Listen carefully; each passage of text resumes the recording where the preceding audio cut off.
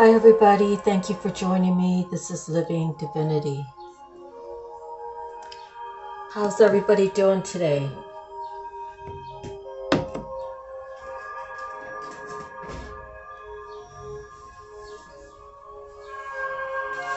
Are you planning anything for the weekend coming up? Okay, first I'm going to start with Psalms 4. It says, for the director of music with stringed instruments, a psalm of David. Answer me when I call to you, O my righteous God. Give me relief from my distress.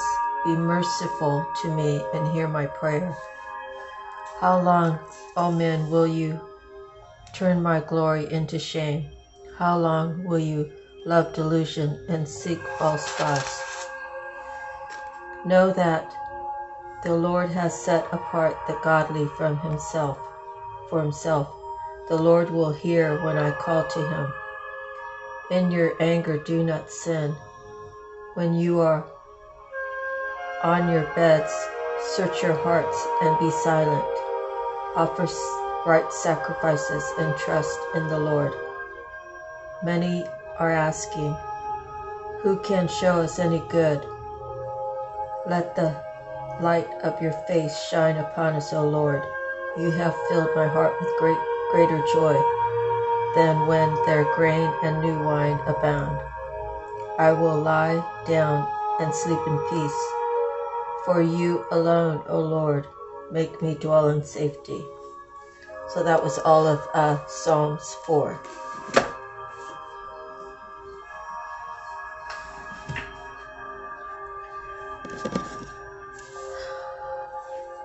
So I'm going to try to stick to my major points so I don't carry on too long. And I want to make sure I get the message for you. So my handwritten cards say, realize lost opportunities. Step back, sit down, reflect. Choose better for yourself. On the back side it says, go within, contemplate, hold to, fix the web you've woven.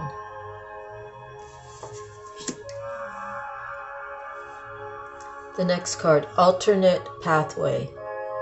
Best to seek God to clarify.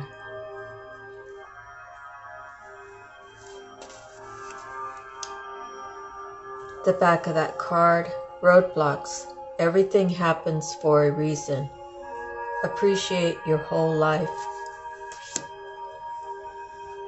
The next card, exploring options is part of life. But what did you leave behind? The back of that card says, drop the childish games. The next card, road to recovery of your inner child. The back side says stability. The next card, cheerlead others to reach their potential and beyond. The back side, remorse for what you've done or plan to do. The next card, a show of goodness, love, faith, hope, trust, forgiveness. On the back side, pay attention to the red flags. The next card, confide in God's word, love, grace, hope, healing, guidance, and protection. Thank God every day.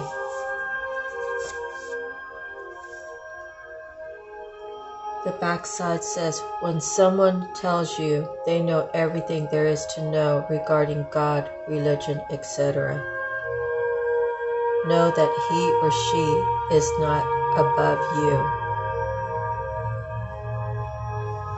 This is really important because people try to tell you everything. So this is a little story I have to tell. I've told it before. Is when I lived on Oahu, me and my now ex-husband, we did remodels. We were called to a high-rise that one of the senators actually had the highest floor, the whole top floor. So, you know, the building already had its regular security, but it had real security as well. And so some guy called us and wanted us to come and estimate some work because we did remodels. And they had 9-foot ceilings, and they had floor-to-ceiling doors he wanted removed. So I don't really know exactly how it was played out. I can only tell you that he brought me out on the lanai and was pointing down into Fort Durusi Park. And he said, "See that building down there, that little church?" I said, "No." He said, "See that out in the open area, there's the trees, and then there's it looks like a little house. That's the church. You see it?" I said, "Yeah." And then he said, "The people here on this island called to me. Me and my wife sold our property in Boston, and we moved out here. And we come here to teach these guys how to do it." He thought that me and Chris, we just didn't care, and we were kind of like lowlifes. And well, he must have saw the Holy Spirit come into me, because I stood up and I looked at him, and he could read my face, because I was basically saying, "You MFer, you know, you're here to teach them how to do it. To teach the pastors, new or old or whatever, the struggling churches, how to manipulate more money out of the people." This is a true story. So him and I got into it when he said he was a doctrine of I don't know, it starts with the I can't even pronounce it, but it starts with the THE, but it has to do with knowing everything there is about the Bible. And he said he's been over, in the Middle East and got to hold the Bible, the original Bible, and he knows everything there is, and that there's only one way to God, and that's through Jesus Christ. A lot of people believe that. I believe that Jesus is my brother. I believe he was here, and God gave him a task, a big task. And he had to sacrifice his life. But in sacrificing his life for God, he knew that he would have a place in heaven. And he did it because his love for our Father was so great.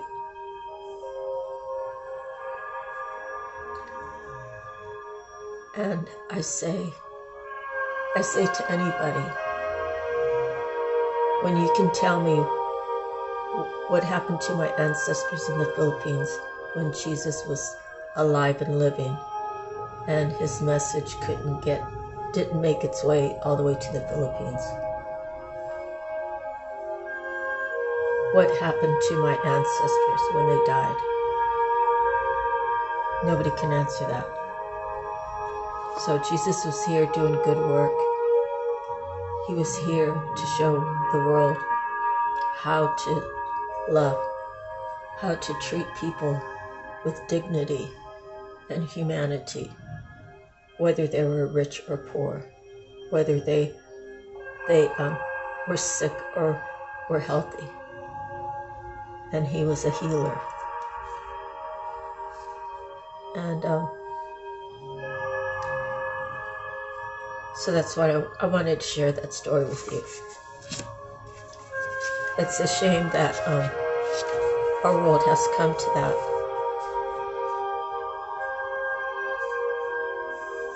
We cannot tell people in China that they're all going to hell because they don't practice Jesus in their life.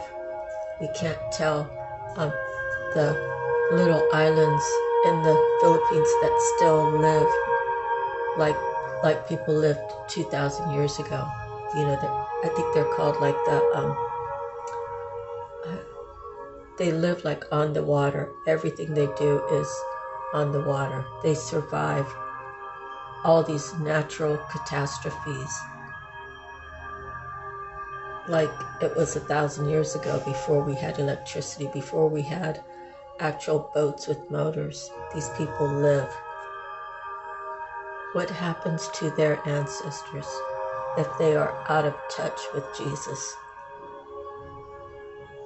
So when someone can answer that to me,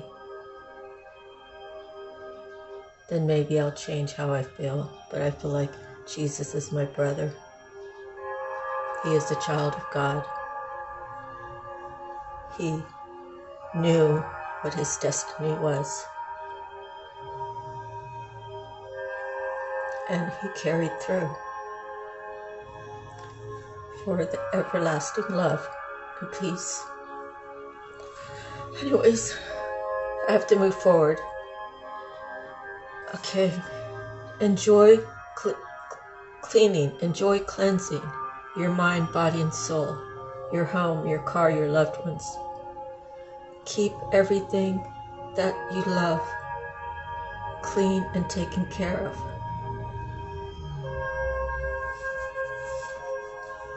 Because you never know when God's going to call you, right? And you don't want to live in regret. Why did I treat them that way? Why did I send them away? Why do I now have to live in regret not having them in my life?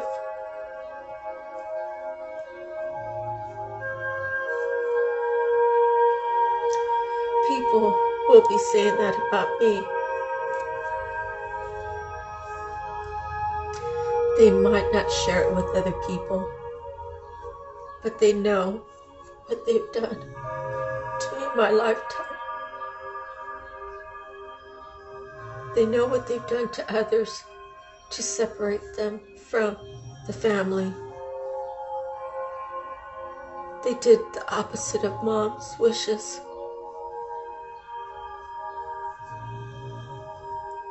See, because Mom had wishes for us. She had desires for us as a family. And when she died, it became unimportant. What a tragedy. It's a tragedy, right?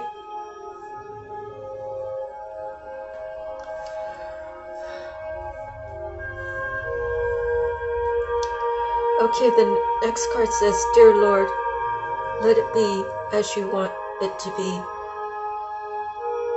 God, you're my protector. You love me. I follow you without question.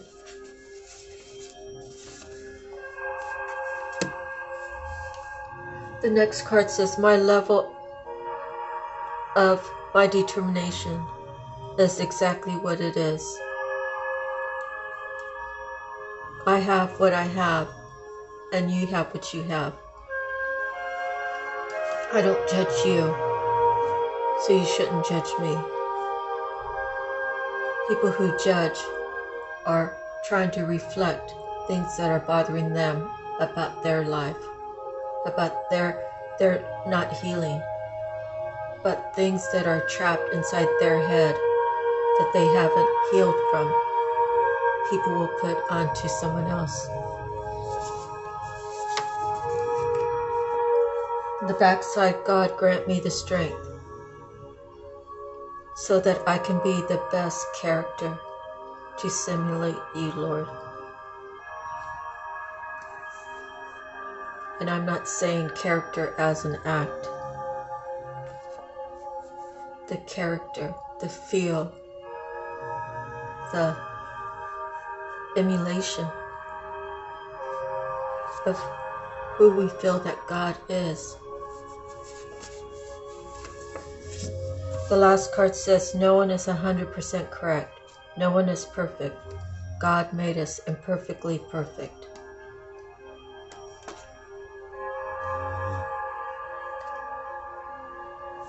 This does not give you a go card, a get out of jail card, to keep committing the same heinous problems. You know, just because mom died doesn't mean you get to change how she felt before she died, her wishes. That goes for my grandparents. Just because grandma died doesn't mean you get to disregard her wishes. Everybody in our whole family knows what grandma's wishes were. Some people don't speak up because they weren't named on the will.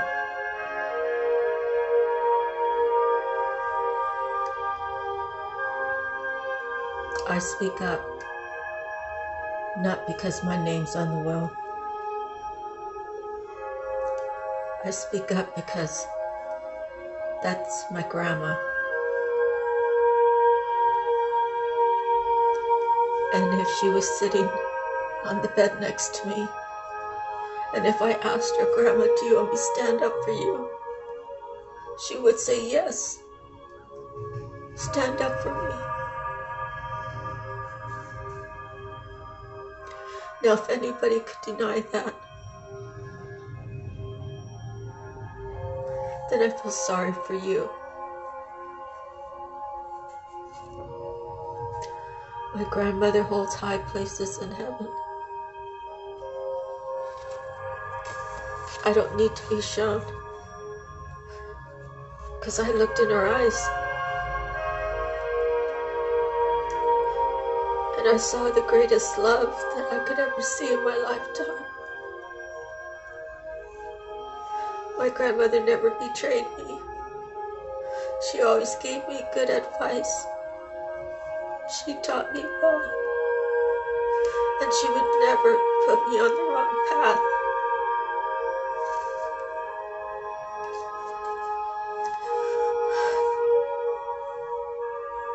I thank God for God. I thank God for my grandma. I thank God for my mom. I thank God for me and my life. I write the back side of the card. It's the last card. Mishandling you, then wanting to come back. Say a prayer for better results. Sometimes you don't know what you have until it's gone.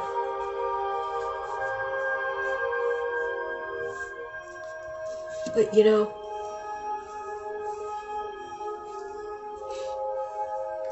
when people love and they freely give and don't ask for anything in return,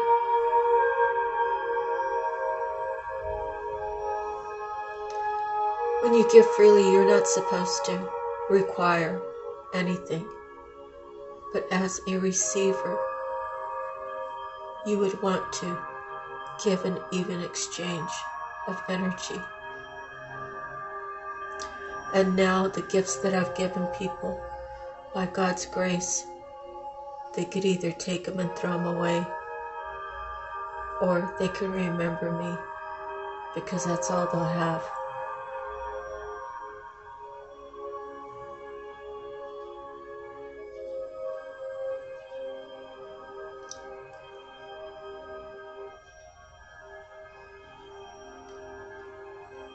As a family, we need to stop. We need to stop tearing people down. We need to start lifting people up. And our people who have situations,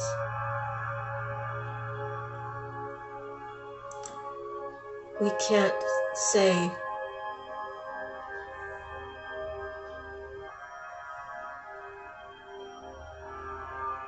we can't help you. We have to come together as a family and say, how can we help you?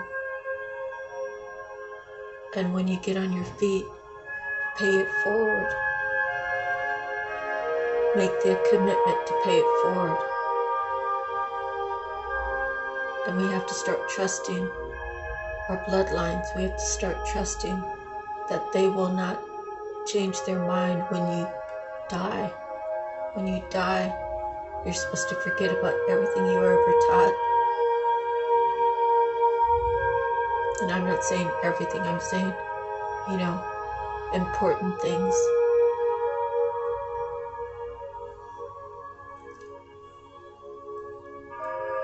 Important things. I'm grateful for the Patagonians to carry on our family reunions.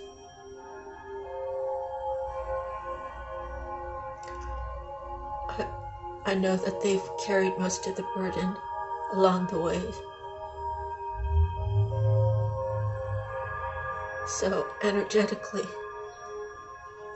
I want to say thank you.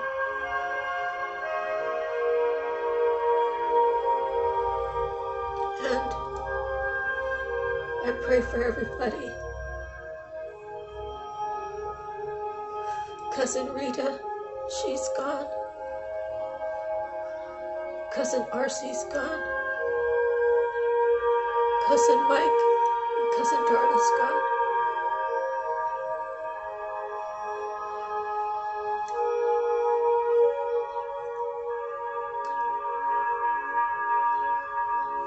My family.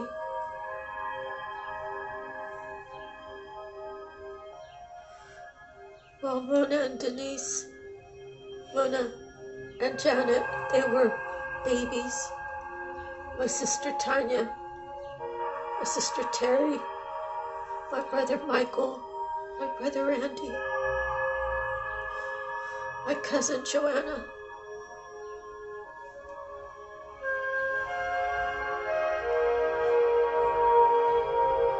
my Auntie Donna, my mom and dad, my grandma and grandpa, my godmother, the Oliveras, parents,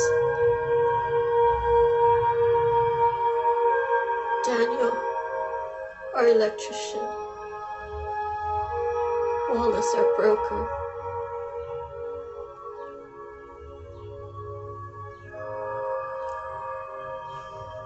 I'm trying to think, all my aunties, Auntie Felicia, Mom, Auntie Lori, Auntie Annie, Auntie Margie,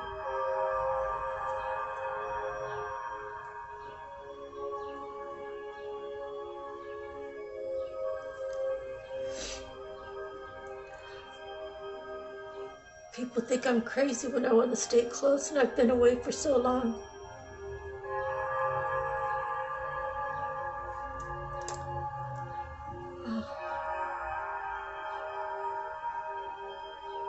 My heart called me back here,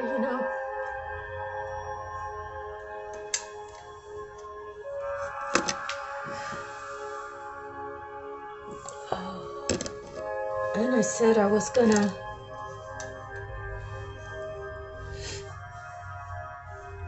not carry on.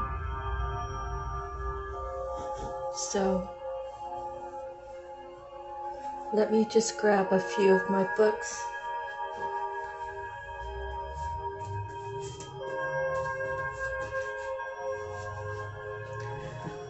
We're 24 minutes in. You never know what people are going through,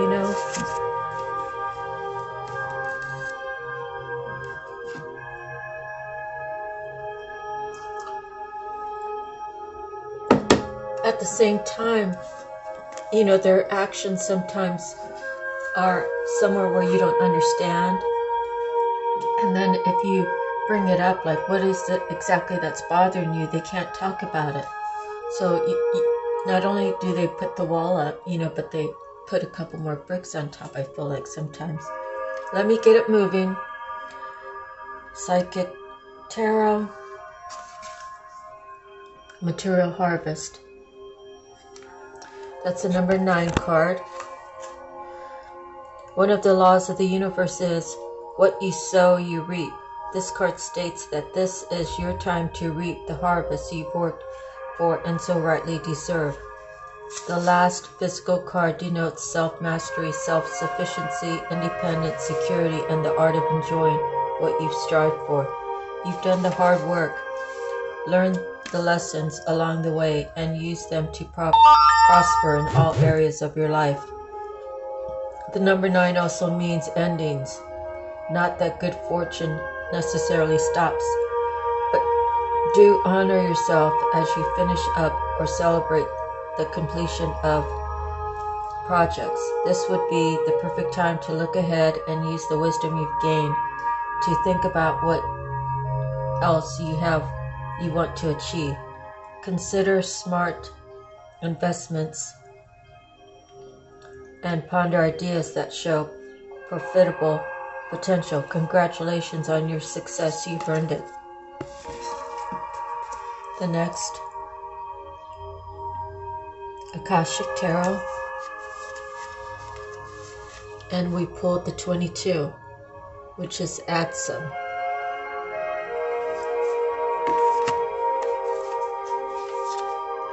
A candle casts light on an open book held by a young woman sitting at a desk. Her eyes are drawn to the table as if she were distracted from her reading by a curious thought or someone nearby. She is surrounded by several people, many of whom are somewhat translucent and glowing. An angel bends and whispers, "Adsum, I arrive. I am here. I attend you." Adsum is a single word that has many, many meanings. First, it affirms your own strength and focus in the present. You can use it as a command word whenever you find yourself distracted from what's at hand. Say, "Adsum, I am here," and feel yourself attend to the situation or person before you. The word also declares your arrival at your goals and all your wishes coming true. Say, "Adsum, I arrive," and take a moment to see yourself reaching your goals. Absolutely. Whenever you get this card, know that you're on your way to the results you seek with the help of others and the glorious help of Spirit. This card also reminds you to be assured that no matter what's happening in your life, Spirit is always there for you. They reach out to you, sharing their light and power and serving you in every way, from the least to the highest, from grandma to the divine. An internal community attends you. Say, "Adsum," and take some time to attend them too. When you act on your promise to God as Spirit lifts you upon their shoulders, you are present for each other, and together you arrive to your dreams.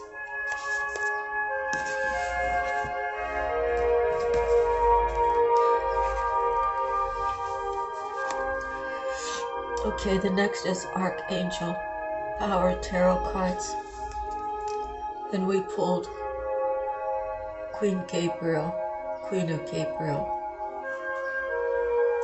Passionate, charming, brilliant, independent. You can do anything right now. Go after what you want. The ability to attract helpful people.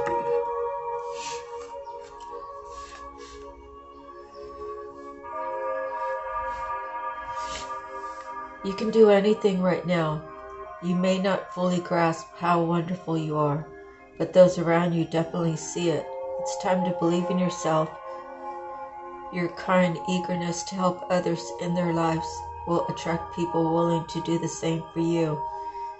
A very charming person whom everyone likes, someone who is able to balance all aspects of his or her life with ease and grace.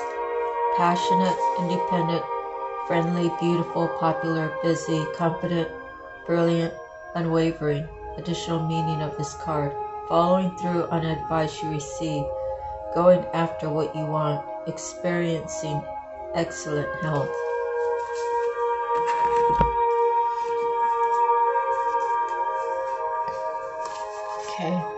The last one is going to be the messages from the mermaids. And we pulled healing.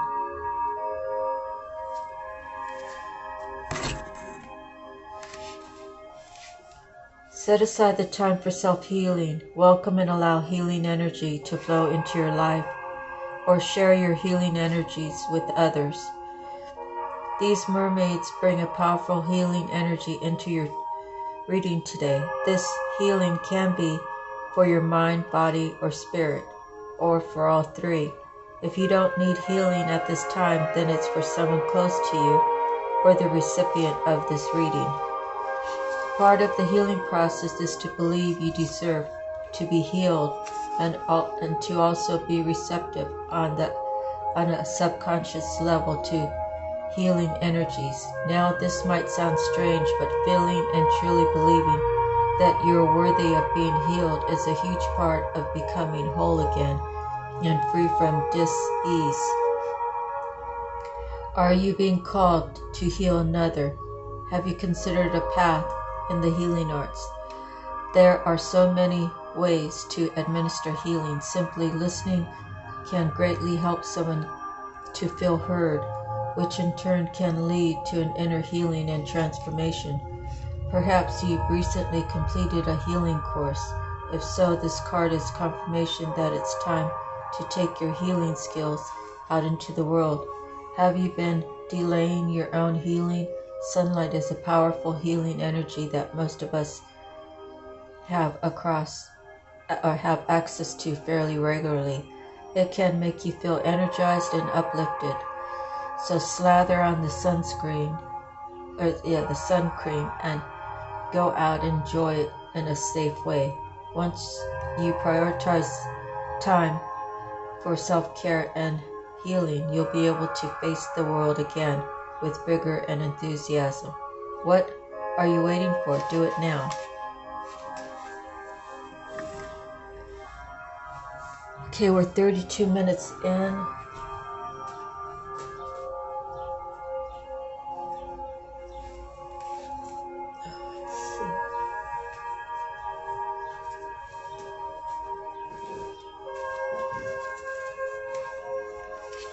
Alright, and last we're going to do the tarot, tattoo tarot.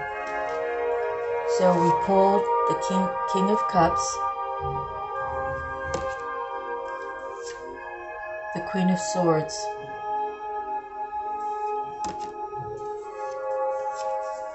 the Hangman,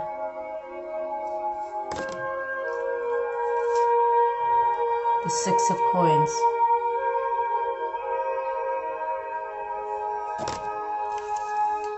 the Five of Swords, and the Moon. So I'm going to read each one of these for you, and then I'll tell you what my interpretation of it is.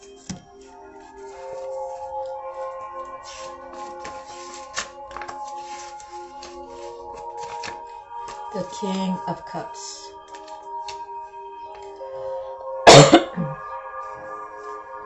Fair or blonde, older male, responsible, honest, kind man, creative, educated, or professional.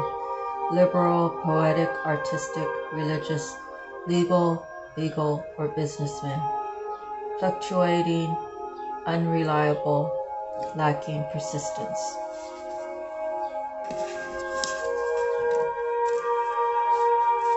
The Queen of Swords. Fault-finding, belittling, tough exterior with inner fragility or coldness, experiencing hardship, widow, barren, sterile, mourning, separation, loneliness, famine, losses, and their effects, nasty attitudes, slander.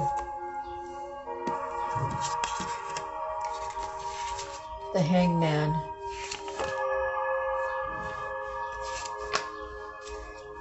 Delays, sacrifices, reversals, decisions put on hold, review, readjustment, abandonment, rejection, betrayal, falseness, restrained or bound, trials, caution, being in limbo, temporarily unable to go forward.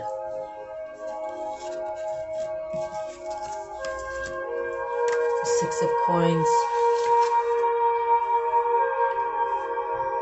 Good financial trend on the up and up. Caring acts, generosity, charity, benefactor, paying attention, being vigilant, desire, illusion, envy, jealous, paying debts or bail. Five of Swords. Competition, battle for life and success. Play acting, conflicting opinions, ambitions or activities, too many choices. Needing to accommodate varied tasks and needs, complexity, struggle. And the last is the Moon.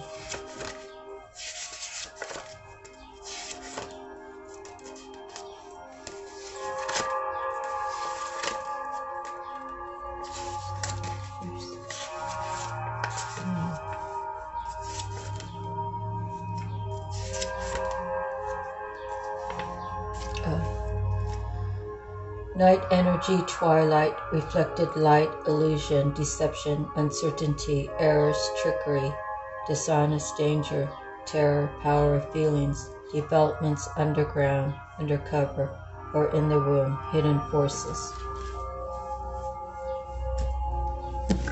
So when I see all these cards in a row,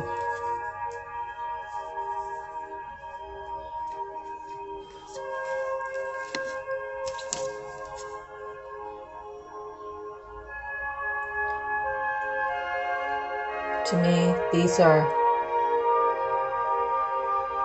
they're matched in that one's a king and one's a queen. But their energies don't match. So, whoever's in a hangman position, maybe they both are. They're wondering, what are we going to do about our situation? We've built some things together.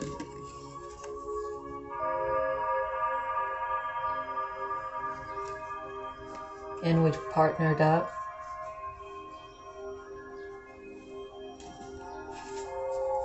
And what good has this done us?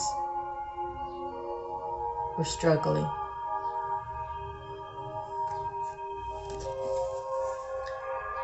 And there's things hidden that have not yet come out. Or maybe they have come out. And now these two people are figuring out who is at fault, pointing fingers, who's walking away, who's going to be suffering from the loss. They both emotionally will be suffering if they decide to not be together, if they decide they can't work it out. But how can they work it out when they're not really on the same page? He's looking away, and all the other cards following, like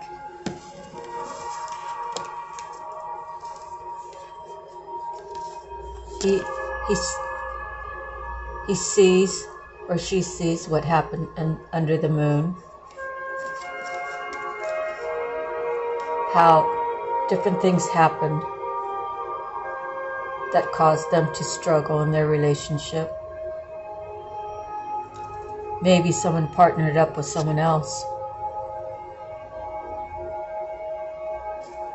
In any event, there's a hangman and the Six of Coins right next to the King and Queen. So you have to just take it as it resonates. Which other way could it go? I don't know. I see them as a couple. I see him looking away. I see someone in a hangman position, maybe both, because of what they committed to do. Maybe it caused someone else to struggle. Maybe it was done under the moon. And now maybe they've hurt someone else.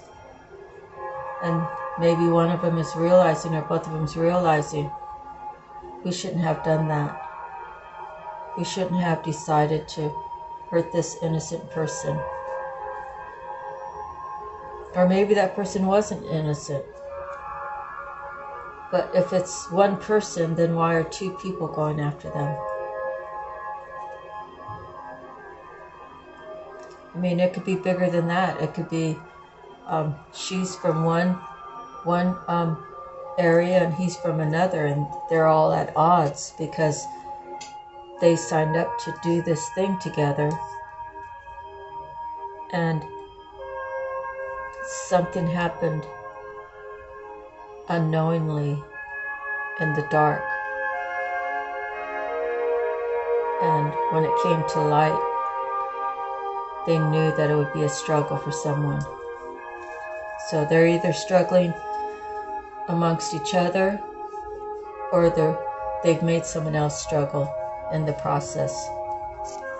So you just have to take it as it resonates. That's the end of your reading. Thank you. God bless. Have a beautiful day, and I'll see you on the next reading. Aloha. Bye-bye.